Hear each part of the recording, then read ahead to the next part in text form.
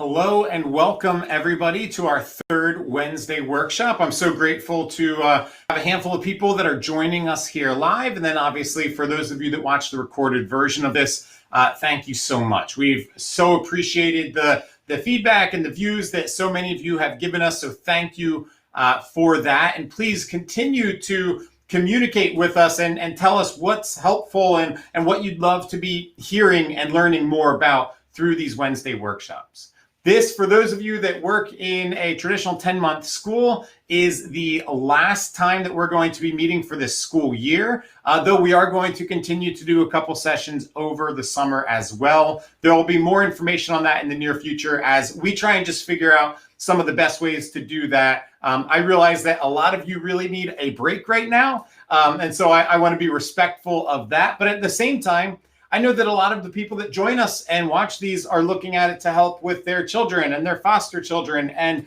even in summer camps and other capacities. So we want to make sure that we're continuing to offer some level of support out there.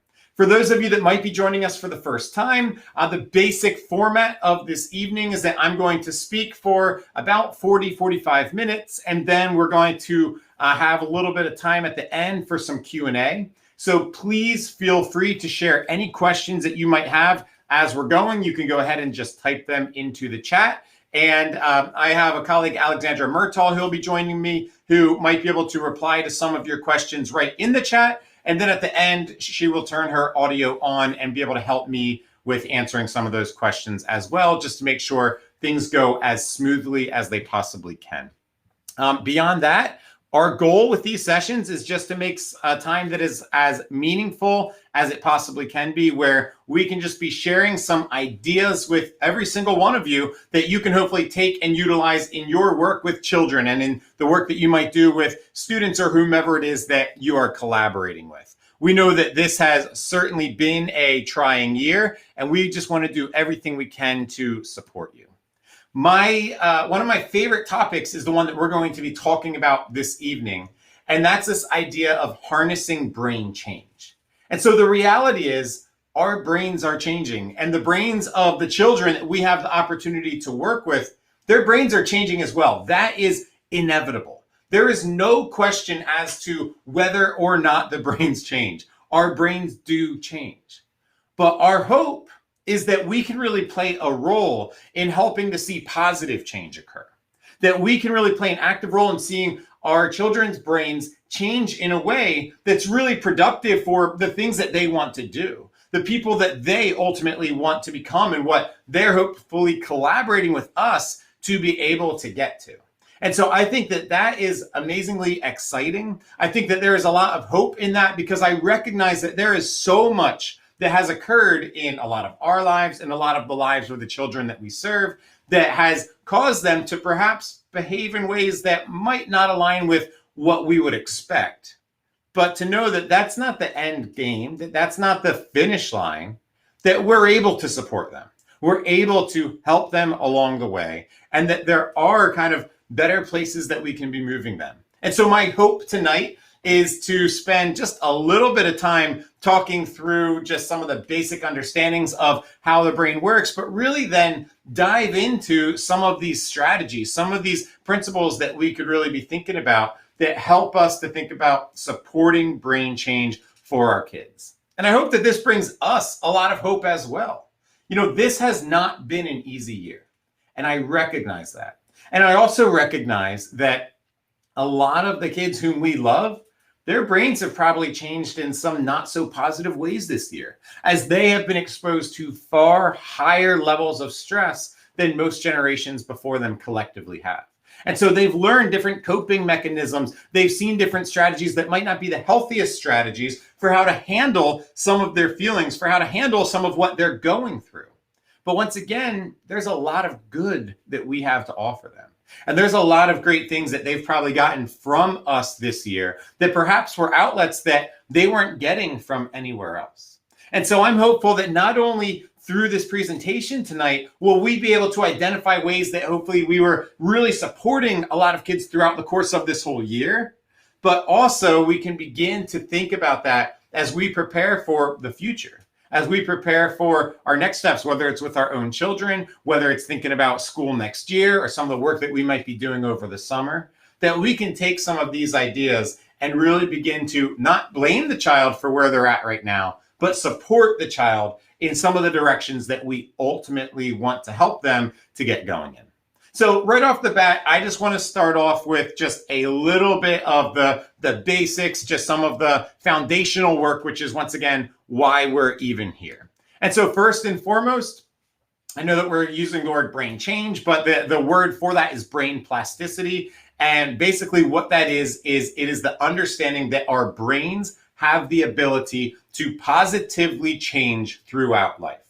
Now, there were some who thought for a while that this actually might not be the case. Depending on who you ask, it's believed that this understanding of brain plasticity is actually a fairly new, within the last 30 or so year phenomena, where we're beginning to understand the brain more and more and what that really means and looks like as we're trying to support people and as we're trying to see change occur.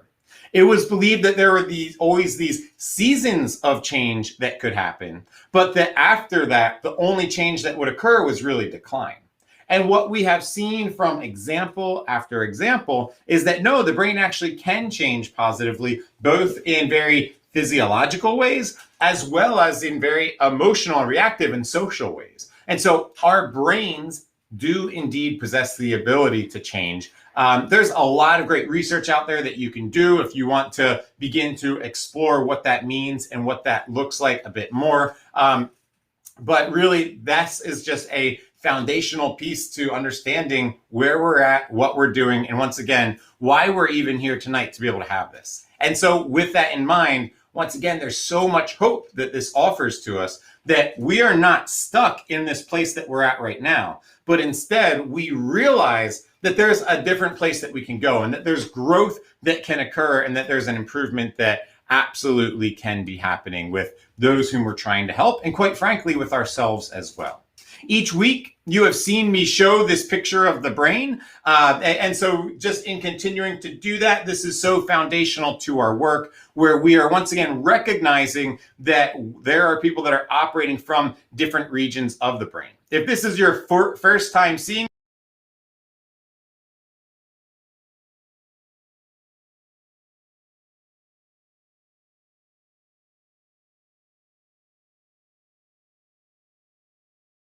of what we saw and worked on there. Sorry, for some reason my camera is going in and out. Hopefully that's not too distracting as we're trying to get through this tonight. And so with that in mind, one of the things that we've discovered before is that either due to early childhood trauma, there can actually be a maldevelopment in the lower regions of the brain, which therefore actually causes somebody to behave a little bit differently and perhaps not behave in the manner in which you would expect them to behave in the different environments that you're collaborating and working with a child. But then additionally, there's this significant impact of stress, which is causing people to operate from these lower regions of the brain as well. And that stress can be an overarching stress, or it can be a specifically triggered stress that when you experience something, see something, hear something, all of a sudden it's causing you to move down lower into your brain, responding to that specific thing that's occurring. And so the reason that I want to review that is that I want us to be recognizing a little bit what we're actually talking about when we're talking about that hope of changing the brain. And both of those elements are pieces to it. Because for some, it is that maldevelopment due to how the brain developed because of early childhood trauma and or neglect. And with that, what we know is that by providing tools and strategies that activate those maldeveloped regions of the brain, we can actually help to see brain change occur. And so once again, I'm not going to review all the specifics that we went through in the first Wednesday workshop, but you can see a lot of tools and strategies there that if you implement them on a consistent basis, you can actually begin to play an active role in promoting the positive change and development of some of those lower regions of the brain.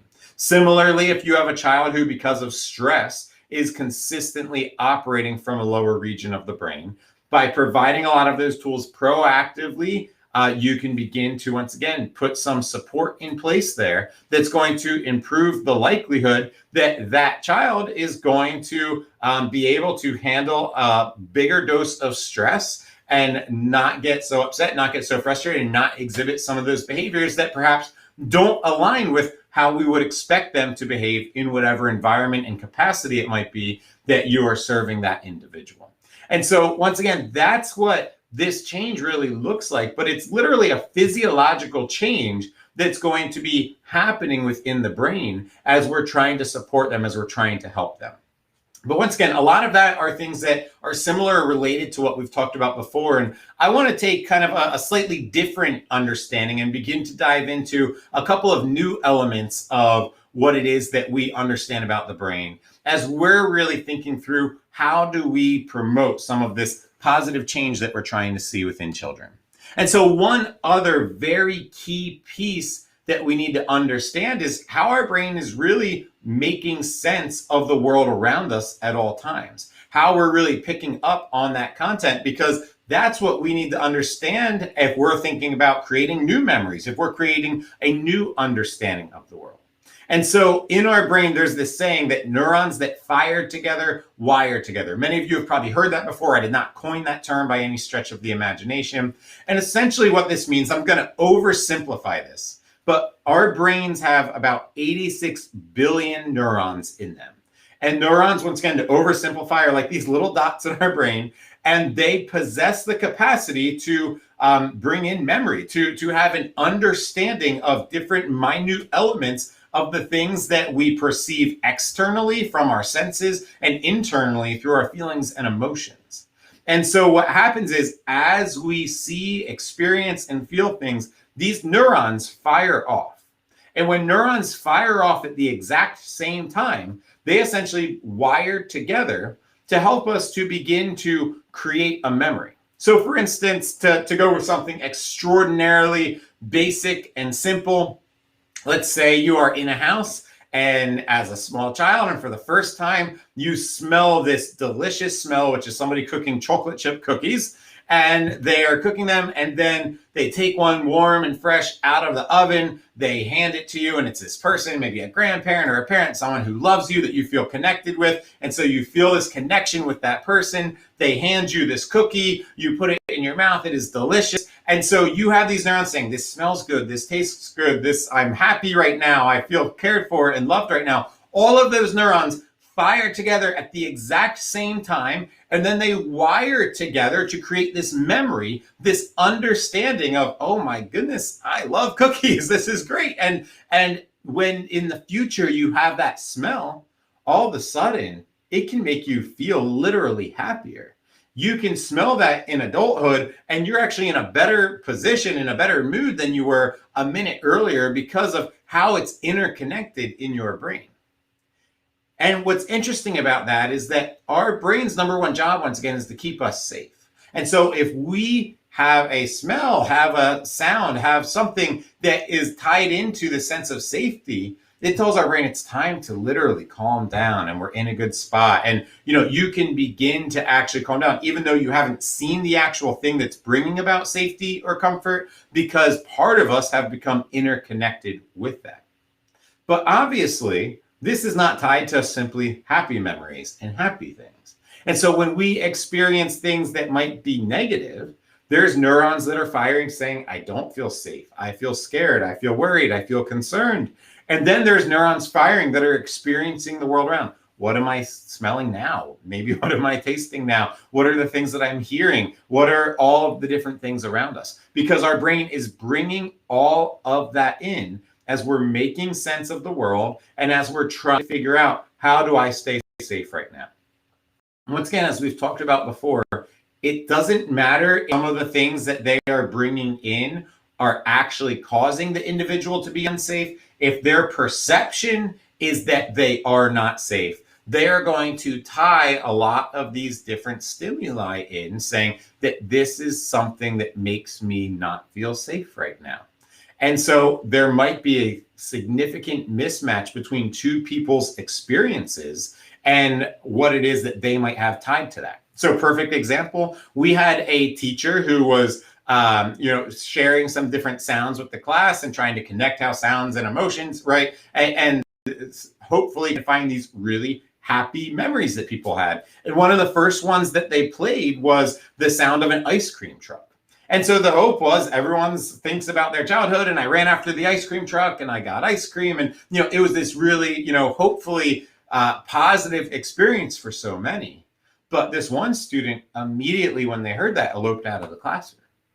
And they followed up later with the student and the counselor, and they wanted to understand, like, what happened? Why did you walk out of the room? I was just trying to have this like fun lesson plan, and you just kind of stormed off, only to discover that that child's best friend happened to be in a park, happened to get shot at the exact moment that a ice cream truck had been driving by with that music playing. And so in that child's brain was connected that sound, that exact music, and the most scary, horrible, sad moment of their life. And those two things were wired together. And so we have these memories in our brain that are wired together that can impact our mood, but can also ultimately have an impact on our behavior and some of the actions that we might soon be exhibiting. And so we're not always going to understand them. And in fact, a lot of times children, especially younger children, but not exclusively, it can be older kids as well, will not always be able to articulate some of the connections that they have, but we'll begin to see that they have behaviors that are very much responsive and changing to much of what's going on around them. And so when we think about rewiring, a lot of what we're trying to do is help to bring about change, help to wire, to know that there's different pathways that the brain might be able to take to be able to understand different settings or different things that are occurring at different specific points in time. And I'll expound more upon what I mean by that in just a few minutes. One more piece that I want to talk about a little bit that is one of the ways in which our brain creates memory. And so kind of tied in with that basic idea of neurons firing and wiring together. Obviously, sometimes when we think about memory, we think about things that we can literally talk about and that we can explain and that we can describe that have gone on or things that we have gone through in our lives. But there's this other memory that a lot of us utilize, which is called your procedural memory, or other times it's also called your implicit memory. And they're these automatic actions that are outside of what you call your focused attention. So something that you are not necessarily going to be able to describe to somebody, but you can go through those motions. You know how to do that specific thing. So for instance, I think it's a little easier to first look at this from physicality and some of the physical things that somebody might do that would be kind of fall in line with that procedural memory. So riding a bike, for instance. This is something that you have to physically do to learn how. If you take a child, sit them down in a desk and explain to them for 8 hours the process of riding a bike, where your hands go, your feet go, you try to describe to them that feeling of balance and steering, that's all good and well. But the only way they're going to learn how to ride a bike is by getting on a bike, perhaps starting with a balance bike or training wheels, and you give them a little bit of an aid so that their body can learn what it needs to do. And so that's how that is. Same with walking. You don't just explain that to somebody, or swimming. There are some elements that can be advantageous, but it's through the practice of doing those things that you actually create the memory, create the understanding of how it is that you can do that. And quite frankly, if you were to practice and learn the wrong way of doing it, or a unique or different way of doing it, unfortunately, what's going to occur is that you will develop that habit of doing it differently, doing it inaccurately. And that's something that's going to be really hard to break over time, because your procedural memory has really accepted that that is the mode at which, that is the method at which I'm going to go about doing this specific thing. What's interesting is that our emotional responses to things also fall in line with this procedural or implicit memory. And so we learn through experience and observation. When do you get anxious? When do you get angry? When might you get sad? Like some of these emotions that we have, somebody doesn't sit down and explain, oh no, actually right now would be a perfect time to be sad, so you're doing it wrong. No, our brain just kind of accepts that from what we go through, how we do it, and it becomes this automated response to that. And what's interesting and what I've seen a lot in schools that I've worked in is that you'll especially have this emotion of anger that is going to come out at times that it doesn't necessarily seem like it should fit to us on the outside. But for that child, it's directly connected to something else that's occurring internally within them. And so it's this automatic response that's occurring at that moment in time. And generally speaking, a lot of these emotions are going to have physical elements that are tied directly in with them. And so it's not just that they're feeling a certain way, but then there's going to be an action that follows, whether it's getting really physical, getting aggressive and fighting, whether it's words that are coming out of their mouth at that moment in time, an inappropriate language, or somebody who's crying and shutting down, that you are going to have an emotional response that is automatic, that is not thought out at all. And then immediately following that, there could be some physicality, something physical that we can see. And the problem is when we see that physical part, it feels purposeful, but it's part of how our brain is wired. It's part of those neurons that are wired together to say, this is how I handle this situation. It's occurring automatically in the same way that you don't sit around and think about how am I walking, how am I swimming, how am I riding a bike, how am I moving my arms and legs in these motions. There's no thought, it happens automatically. Our emotional responses are, generally speaking, happening that same way, where it's this automatic response that we don't have a whole lot of control over. We can think about it beforehand and afterwards, but in that moment, it's really hard to, really think through and work through how exactly am I doing this. In fact, one of the best kind of analogies that I've heard for this when we think about how does procedural memory work is that it's really like our brain just wants to be on this super highway. Our brain has created these neural connections that say, this is how I handle this situation. And it's like you're just getting on a big highway and saying, this is the fastest way to get from point A to point B. And so, for instance, one of the things that I've dealt with a lot, I'll pick a fairly simple thing, although you can do this same basic understanding with a lot of different behavioral issues you might have. But a common behavioral issue that I've faced with students over the years is utilizing inappropriate language when they're at school. And so a child that might be in class, and let's just to use the big one, like they'll keep dropping the F-bomb, right? Which is clearly something that is not appropriate when they're in school. See, what's happening is they're not sitting back making a conscious decision the majority of the time. You know what would really tick my teacher off right now is if I say the F word. Instead, more often what's happening is that they're having an emotional response because of perhaps how somebody looked at them, an assignment they didn't understand, not having enough time to do the things that they needed to do, their pencil broke, whatever it might be. And their tolerance for that stress happens to be pretty small.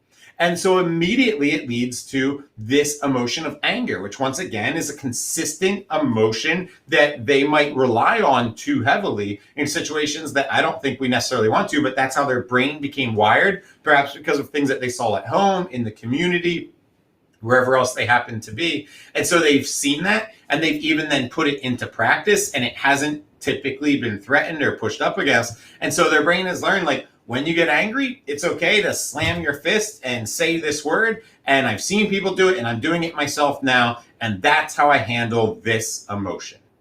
And so that is the path your brain wants to take. I've done it. It worked. Maybe it gave me an ounce of relief, but this is normal. This is what I've seen happen again and again and again. And then suddenly that child is in my class and they break their pencil, slam their fist, say the F word. And I say, hey, we don't really want to be doing that right now. And so you're now coming from this new place of support saying, hey, like, we want to begin to change this. We want to try and come up with a different behavior because this behavior that was exhibited right here isn't really appropriate. Now, the expectation that I used to have as a teacher before I understood the brain was, all right, I said this once. You probably should never curse again in my classroom. And I'm coming from the assumption, once again, that if you are, it seems to be this very purposeful act that you're exhibiting. But the truth is, when you're asking a child to go against their procedural memory, to go against how their brain might be wired, you're essentially asking them to blaze this brand new trail. And so this is the path that I'd be telling my students to take. And if you can't tell, there's not a path there yet. This is just the woods or a jungle. There's nothing there. And so I am asking them to begin to go down a neural connection that barely exists or does not exist at all. And so what is predictable is that the next 50 times that they would be likely to say the F word, they're going to say it again. And my job is to be consistently with them along the way to each time, not out of a place of discipline necessarily, but out of a place of support to come alongside and say, hey, remember, we don't say that here. Hey, remember, we're not supposed to use that word. Hey, that word's not appropriate in this setting. Maybe it is appropriate in their community. Maybe it is appropriate in their home. I'm not in charge of those places. But in this classroom, in this school building, I know that it's not appropriate. And so I'm going to give that reminder again and again and again. And here's what's going to happen. They're going to hear that. And hopefully, if I'm doing my job well, if it's coming out of that place of support, I'm able to be as calm as I possibly can with it. I'm able to exemplify the types of behaviors that I would want from them.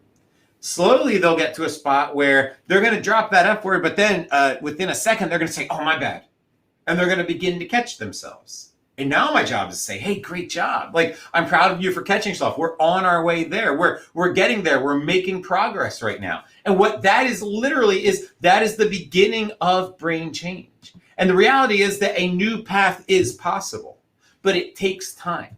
If you've ever created a trail in the woods, like something that you see here, what you'll find is that you have to go down that path again and again and again and again. And it's by utilizing that path over and over and over that that path actually becomes more defined and easier to travel over time. And it's the same basic thing with our brain, is that we need to be supporting that student. We need to help them to go down that path again and again and again that says, that's not an appropriate behavior here. That's not an appropriate word to use in this setting.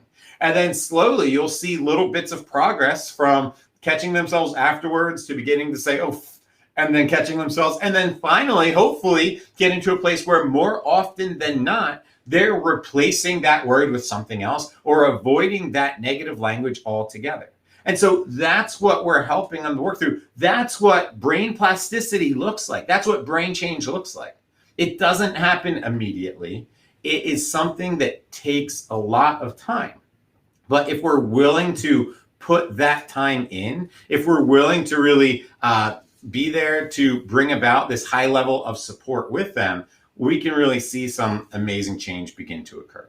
So one of the things I want to do, I want to share with you a thing that I did a few years ago that I actually utilized to change my own brain in a very kind of clear and specific way. But the journey that I went on as I was changing my brain was actually something that then I learned a tremendous amount from, that I think has a lot of parallels that we can carry into the work that we're doing as we're trying to support students. And so there was this thing that I had heard of a while ago called a backwards bicycle. Perhaps you've heard of one before. I had seen it kind of go viral. And essentially what this is it is a bike that has been modified to steer the opposite way of how you're turning the bike. So if you turn it to the right, it turns to the left. If you turn it to the left, it turns to the right. Other than that, it is a completely normal bike. Now, to be clear, because sometimes people ask about this or say they want one for their students,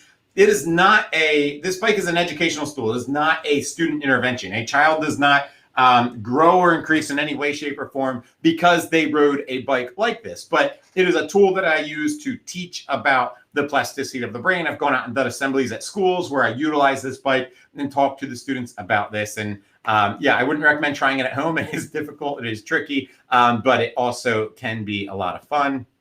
I always like to give credit where credit is due. This was not my idea. I got this from a guy named Destin Sandlin, who runs a YouTube channel called Smarter Every Day. So, feel free to check him out. He has some really cool stuff on there. And so that's where I got this idea from. I am going to play a short clip. It's 90 seconds of a video of, just so that you can see the bike, you can hear some of our students talking about it and attempting to do it, one of our counselors talking about this bicycle. And so just to kind of give you a quick visual, I am hopeful that the audio actually plays. If it doesn't, the captions are in there, and you can obviously, once again, at least be able to see the visual of what this bike looks like. And then after I show this to you, I want to talk to you a little bit about the journey I was on, and once again, some of the pieces that I was able to learn and get out of that.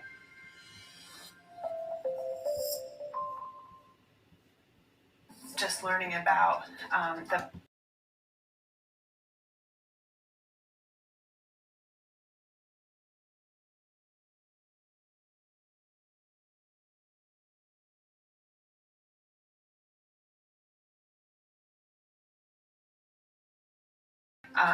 use the illustration of the backwards bike and can introduce it that way is really fun. So after talking about the bike and showing clips on the computer about riding the backwards bike, they're usually absolutely convinced that since they know how to do it and in their cognition, they know the idea behind it, they'll have no problem riding it. Without fail, have tried and failed miserably. And then that, we tie that back into the hope of, well, we have Josh who has practiced every day, and it takes a long time and a lot of repetition and the willpower and wanting to change. And after however many months it took him, he made that difference. He was able to make new neural pathways. And if you can do that with something that's in the lower part of your brain, like the motor movement and coordination, then you can definitely learn new things. Your brain can definitely change. You can definitely change the course of where your life is headed. So it gives them, I think it starts out the brain group with a lot of hope, that even students who've been through a lot of hard circumstances can see that, hey, you know what? It doesn't have to be this way. So, like I said, hopefully, minimally you can kind of see how that bike works and how we were able to utilize that as a tool. And so I actually got on that bike a few years ago, and I made the commitment that I wanted to figure out how to ride this. I literally wanted to change my brain in that ability to be able to ride that bike. Once again, similar to some of what we've talked about with emotions and how our students respond to things, this is a procedural memory. So this is how our brain has really aligned together to figure out where at some point when I was very young, I got on a bike and I put my hand on the steering wheel and I had neurons firing saying, this is where your hands go. And I put my feet on my pedals and started pedaling, and neurons firing for that. And I had neurons firing that knew how to balance. And as all of those things are fired and wiring together, it created this memory where I knew that I was able to actually change or to ride. And that's how then I could get on literally any bike then after and be able to ride that, or almost any bike, and be able to ride that because my brain had understood this is a bike and this is how you ride a bike. And so it's really just logged into your procedural or implicit memory for how it is that you're going to go about doing that. And so the lessons that I learned about changing that can really go and fall in line a lot with how it is that we're trying to support the students that we have the opportunity to work with, and even our children at home that we're trying to support and help. And so first and foremost, I did this every single day, and it took me 3 months to get to a place, not where I rode the bike as well as I ride a standard bike, but to a place where I could ride the bike with any kind of competence at all. So to get to a place where I could, doing an assembly, drive across the stage or drive up and down my driveway without falling off. It took me 3 months of doing that every single day. And so right off the bat, I don't have a slide for this, but just to say, it takes time. This kind of change takes time, as we alluded to already. It's not something that's going to happen immediately. It's something that we need to make sure that we are providing the time and the space to allow somebody to do. And it takes that consistency that we talked about as well, of doing it every day and addressing this thing over and over again. So I do want to talk through a couple of the kind of key, the three biggest lessons, if you will, that I got from this outside of what I just shared a moment ago. The first lesson I'm going to call support, and really what that meant and what that looked like. And for me, although I hate to put her on blast, but a lot of it was from an experience that came on my very first day where I perhaps didn't get some of the support that would have been advantageous for me. And so what happened was I went out on my very first day. I had a friend make this bike. I brought it home, and my wife was there, and we had two young kids at the time, a about 3-year-old and then a newborn. And so my wife's out there watching me, and I made a big deal to her. Oh, I'm going to practice this 15 minutes every day. I'm going to see how long it takes. And then I got on the bike and I just started practicing. I started riding. And quite frankly, what that meant was going a tiny bit and falling, and riding it a tiny bit and falling. And by a tiny bit, I'm talking inches, not feet. It was so difficult because my brain wanted to turn it one way and it wanted to go the other way because of how my brain was wired. And so I tried and tried and tried. And after about 10 minutes of attempting to do this, I got off the bike and I was like, all right, that's good for today. And I started wheeling it into the garage. And my wife, in this very kind and loving and supportive way, just looked at me and said, oh, why are you done now? You said you were going to do it for 15 minutes every day. And I got so ticked off in that moment in time, because I looked at it and said, I just worked my butt off trying to do this. And you're telling me, oh, you didn't do the thing that you said you would do. You didn't do it as long as you said. It looked like you were just messing around on this thing. It didn't look like you were working that hard at it. And so as I thought about that, I immediately began to think about the students who I've worked with over the years. How many kids have I put this arbitrary goal, whether it's 15 minutes of doing that? Maybe it's, hey, I need you to write at least a paragraph, or write constantly for 10 minutes, or I need you to go this long without, doing this inappropriate action, whatever that thing might be. And they fall short of that arbitrary goal that I've created. And all of a sudden, instead of being this person of support, congratulating them for any improvement they did make, I'm now in this place of just saying, hey, you didn't reach the goal. What the heck? And so a lot of it is thinking through with our support. As a support person, where is our focus? Are we just all focused on the end goal? I'm so tired of this behavior, or we need this thing to change. And so if they don't get that, they failed. Or are we able to focus on the journey and see some of the improvement?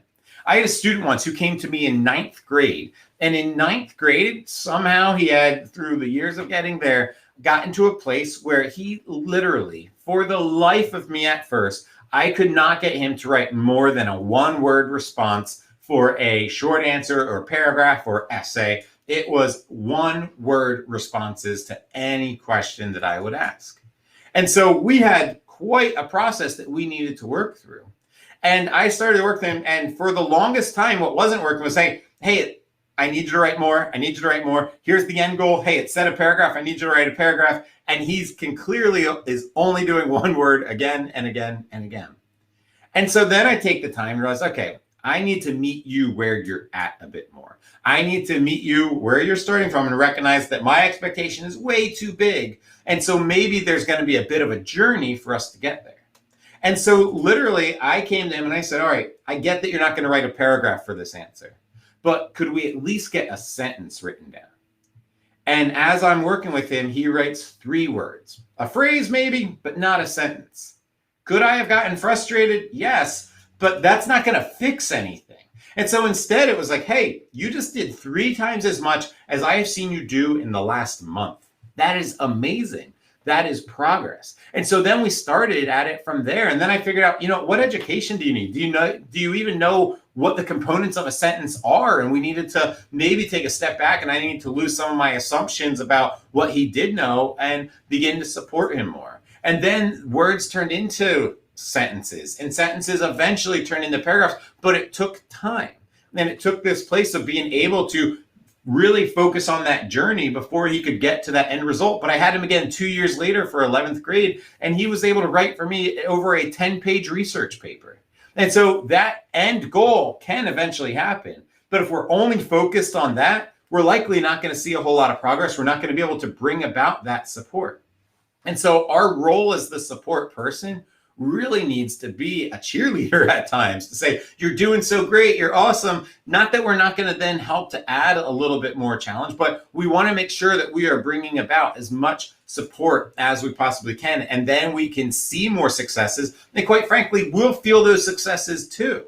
If we're able to find those little bits of growth, we're going to feel better about the work that we're going to do. And then we also want to be thinking really about how is the child interpreting our words and actions. Once again, in that moment, my first day on the bike, my wife was not trying to say, hey, you gave up, what's wrong with you? But what I heard immediately in my brain was, you're being lazy, you lied saying you do it more, you're not trying at all, you're just goofing around. I created this inaccurate narrative because I had just worked really hard at this thing. And even though that's not what she was saying, that is what I interpreted in that moment in time. And so think about that with our students as well, and think about that with your children. If we're only focused on what they didn't do, they're going to feel like failures and feel like that's what we're saying to them. But if we can focus in on what they did accomplish, we're going to be able to see a lot more successes with them, and they're going to feel a lot better about what they were able to really accomplish in those moments in time. And so moving on to the next piece of what I learned was really thinking and beginning to redefine, what does challenge actually look like? And so this picture is a number of years old. As I mentioned, I had a child kind of 2 going on 3 at the time that I began practicing riding this bike. And at the same time that I was learning how to ride my backwards bike, this little guy that you see here was out there learning how to ride his tricycle. And so we would be out there kind of pedaling around at the exact same time and just getting used to practicing our bikes together in the driveway. And though it's probably obvious, he developed his skill a bit more rapidly than I developed my skill. And so after, perhaps a month or a month and a half of practicing, I got to a point where I could maybe ride the bike 8 or 10 feet before falling off. And I wasn't doing it consistently, but I was getting there, kind of a handful of times.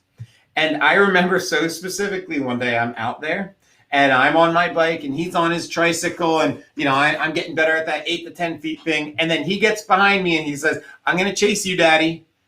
And it's as if I went back to day 1 of riding the bike. I was trying to just, having fun, but pedaling away from this cute little 3-year-old.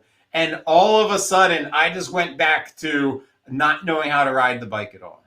And as I thought about it, I thought, my goodness, that challenge seems so simple. It's my son, who I have no fear of when he's chasing me on a tricycle, who is this cute and precious human being. But the reality was that was just more challenge than I was ready for at that moment in time. And so once again, as I think about the work that we're doing with students, sometimes we want to just move up as quickly as possible. And we forget to really think about, how much challenge can they take right now? How much challenge are they actually prepared for in this moment in time? Once again, it's not about my perspective of how safe or simple does this feel, but just look at their actions, right? If suddenly they're unraveling, they can't do the thing that they were doing the day before, they're getting frustrated and upset, we probably dished out a challenge that was a little greater than what they were ready to do at that moment in time. And so by looking at their behavior, we can learn, we can readjust and figure out, okay, maybe they're not ready for that kind of challenge yet. Maybe they need a little bit more time before they are, back in the classroom with students, or before they are ready to be able to, write that much in a story or for an essay. And so figuring out, what does it look like to really chunk it in a way that's manageable for them? And along with that whole idea of challenge is thinking through the challenge that we're giving them, even if it's cute and easy like what we see here, but the challenge that we're giving them, it causes stress. And so once again, thinking about some of the previous workshops that we've done, thinking through, what are those things that actually have the capacity to reduce stress? What are some of the things that we can put in place that are going to help to kind of bring some level of calm for our students? And so a huge one that we've done a lot of work with is just thinking about brain breaks, because brain breaks really work with that understanding of how our brain works. And so usually when we're working really hard at something, whether it's learning something academically or changing a behavior, our brain is, quite frankly, working really aggressively at that. And so being able to take an activity that gives us just a really brief break from that allows our brain to process what it's been doing and then prepares it to re-engage as we go back into something. And so as we think about having to give them a little bit of stress, we want to think about how do I reduce a little bit of stress first, whether it's some type of breathing activity right beforehand, whether it's a little piece of just distraction. Let me get you to think about something that's completely futile for a moment. And then that's going to prepare us to kind of dive back into the work we're doing. Maybe it's giving them a break with, something that's a little physical that they can accomplish to give them that little bit of victory, or just something that they enjoy, like doodling. But giving 3 to 5 minute break from this stressful thing is going to put them in a much better spot then to be able to go in and handle some of the challenges that we're trying to get them to be able to do. But the last piece that I really learned from this experience was hope, and really where we can find some hope in terms of changing our brain and how our brains are wired. One of the things that I find interesting was that Destin Sandlin, the person who had ridden this bike or a similar bike prior to me, he had some people create this bike for him, and he started riding it, and he did the same thing, rode it basically every day. And I believe it took him about 6 or 8 months before he got to a place where he was really riding the bike effectively.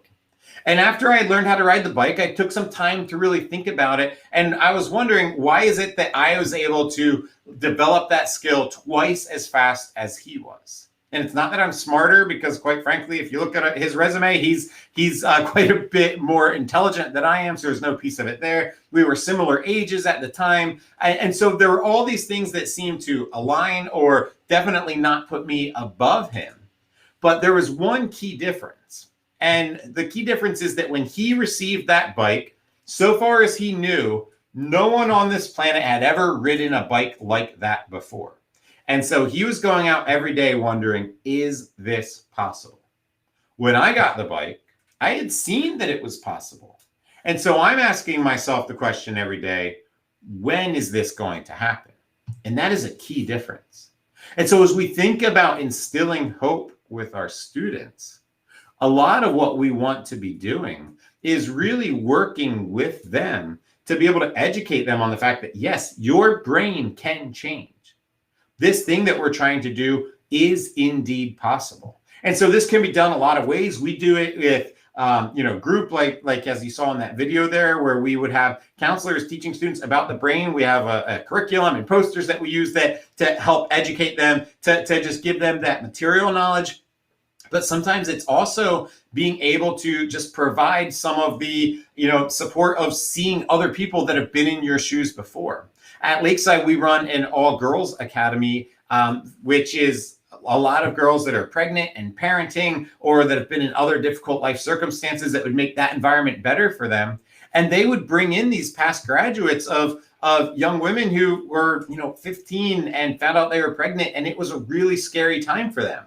But now here they are 5, 10, 15 years down the line, and they're able to say, you know what, I came out on the other side, right? Yes, it was scary. Nothing's taking that away, but I'm happy now, and here's my career, and here's my child, and they're healthy and safe, and seeing that path is possible. And so that's a lot of what we want to instill with our children, is showing them that, you know what, times are tough right now, but you're not alone. And people have been through similar things before.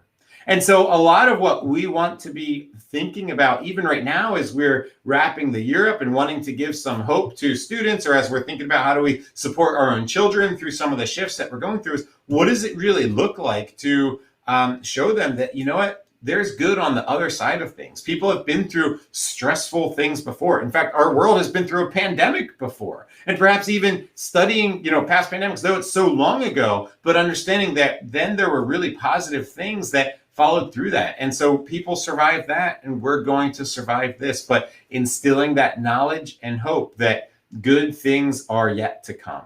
And that as we do that, as you can instill that hope, that is going to strengthen one's ability to keep sticking through whatever it is that they're trying to change. And it's going to increase the speed at which they can adapt and change some of those things that they're hoping to change about themselves, and that we're hoping to really support in that change with them.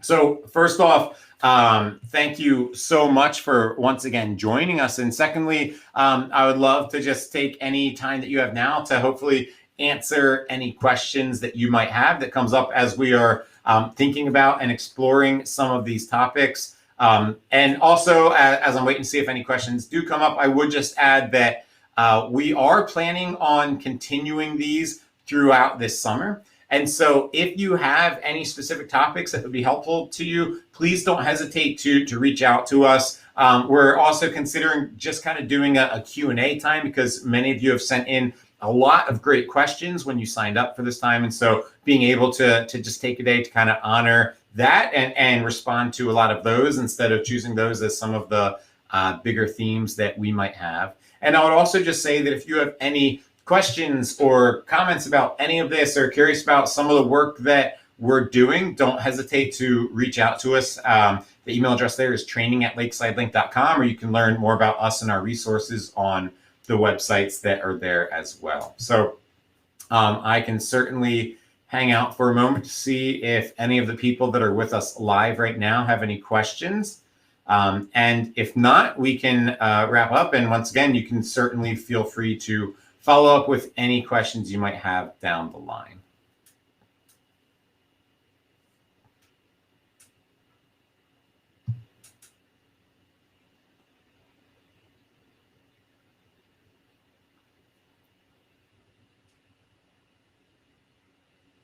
Okay, so that's a great question. And so this idea of stress tolerance is a really unique one. And so from a parenting standpoint, what would you recommend for parents who want to help their child build their stress tolerance? And so in any capacity, the way that you would build a stress tolerance is going to be exposed to a manageable amount of stress, and then to come away from that stress before you kind of hit that place of the child exploding or getting really upset. And so, for instance, say you are at home and you're trying to support a child, and they get really upset, and I'm just choosing a random thing, they get really upset every time they have to do certain chores. And so when they are cleaning their bedroom, it is something that is really, really frustrating. They can't handle it. And as they're doing that, every time they explode and they start yelling and screaming, and it kind of goes down this negative path.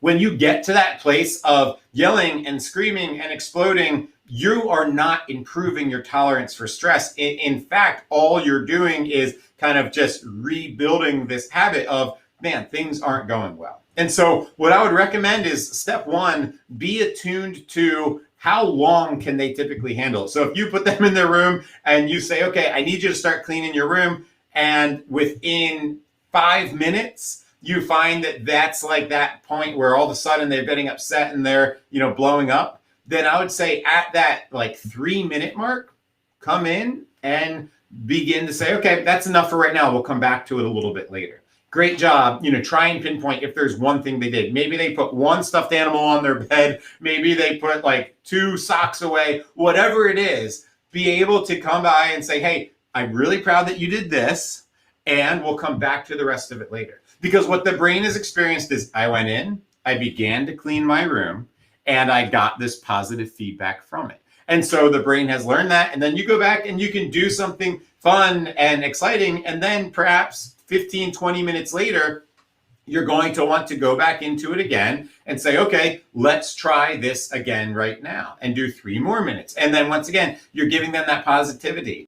Now, it's frustrating because the room's probably going to look like a mess for a couple more weeks until they can increase that tolerance to be in there longer and longer. But and to what Alexandra just shared on here right now, you want it to be predictable. So you want to know that there's this smaller amount of time. The stress is moderate, so what can they really handle? But they're adding some element of control to what you're doing, and you're helping to remove them from something that they are not prepared to do at that exact point in time. And so just really figuring out, how do we just kind of put that structure around it and just start with those baby steps. But once again, I think a lot of it for us as the parent is to come in and it's saying, are we coming from that place of support? And are we looking at the journey? Or are we getting really stuck at the end result isn't what we want it to be? And I think along with that, if we come in and are really able to join alongside them, not doing it exclusively for them, but if we can come alongside a child in a moment like that, that's where we can really begin to, once again, seem like we're coming from a place of support. and then really figure out how much are we able to dose this right now. And, once again, if, thinking through that whole idea of predictable, moderate, controllable, you might go in together and say, all right, what job do you want me to do? And when I do that job, what job are you going to do? And so you're giving them that sense of control over it right there that is going to be a little bit helpful. So awesome. Any other questions that anybody has? That was a fantastic question. And the same basic premise, once again, can work at home. It can work at school. It can work in any situation where we're really thinking about how are we dosing this out.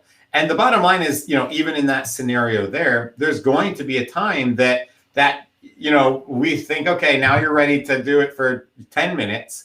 And then at minute 9, the child blows up again. It's like, all right, that doesn't mean that we go back to the drawing board. It just means, okay, that was a little more than you were ready. The tolerance wasn't quite where we thought it was. And I would also keep in mind, what stress are they carrying into that prior? Because we need to keep that in mind, that maybe when they're really calm, they can do that whole 10 minutes. But, oh man, like I did just kind of argue with them about screen time, and they were upset about how much homework they had to do. And so now they might be back to 3 minutes of that task before they're getting really upset again. And so thinking about all of the context that's surrounding that as well.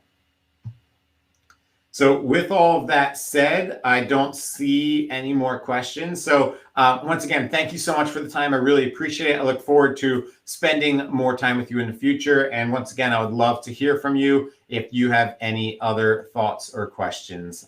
So feel free to reach out. And other than that, I hope you all have a wonderful evening. And for those that are in schools, I hope that you can finish this year strong. And for those that are at home, I know that there's a lot of you that are homeschooling parents and those that are just supporting your children. Obviously, it never ends, but hopefully there's different seasons and evolutions of time. And hopefully there's a lot of positivity and good things up ahead this summer. So thank you so much and have a wonderful night.